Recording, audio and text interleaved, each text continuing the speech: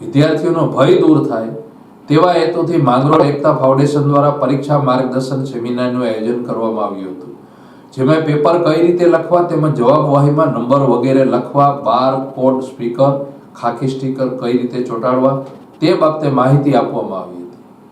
આ કાર્યક્રમમાં જિલ્લા શ્રેષ્ઠ શિક્ષક તરીકે પસંદગી પામેલ રિઝવાન કોતલ સાહેબ, ધવલ ઇન્ટરનેશનલના HOD વકાર પઠાણ જાની સાહેબ દ્વારા વિસ્તૃત માહિતી આપવામાં આવી હતી.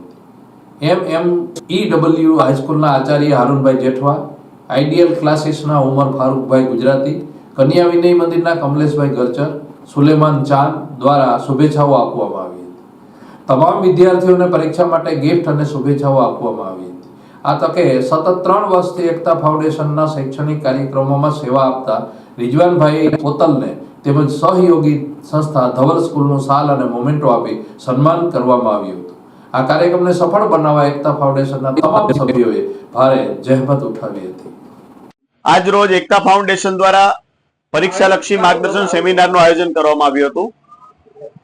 એકતા ફાઉન્ડેશન માંગરોળ અને ધવલ ઇન્ટરનેશનલ સ્કૂલ જેતપુરના સંયુક્ત ઉપક્રમે આ કાર્યક્રમનું આયોજન કરવામાં આવ્યું હતું, જેમાં હાલમાં જ બોર્ડની જે પરીક્ષાઓ શરૂ થઈ રહી છે તે બાબતે વિદ્યાર્થીઓને ઘણી બધી મૂંઝવણ હોય છે, જેની તમામ પેપર ભરવાથી લઈ અને પેપર કઈ રીતે લખવું એ તમામ બાબતે જે તજજ્ઞો છે તેના દ્વારા માહિતી આપવામાં આવી અને ખાસ કરીને વિદ્યાર્થીઓ પરીક્ષામાં મૂંઝાય નહીં તે બાબતે મોટિવેશનલ સ્પીકર દ્વારા વિદ્યાર્થીઓને હિંમત આપવામાં આવી. તેમજ સતત છેલ્લા 3 વર્ષથી આ કામગીરીમાં અમને સપોર્ટ કરનારા રિઝવાન કોતલ સાહેબનું આ તકે સન્માન કરવામાં આવ્યું અને અમારી સહયોગી સંસ્થા ધવલ સ્કૂલના જે શિક્ષકો છે તેમનું પણ અમારું એકતા ફાઉન્ડેશન દ્વારા આજરોજ સન્માન કરવામાં આવ્યું. આ કાર્યક્રમમાં 500 થી પણ વધારે વિદ્યાર્થીઓ જોડાયા હતા અને તમામ વિદ્યાર્થીઓને શુભેચ્છાઓ અને ગિફ્ટ આપવામાં આવી છે.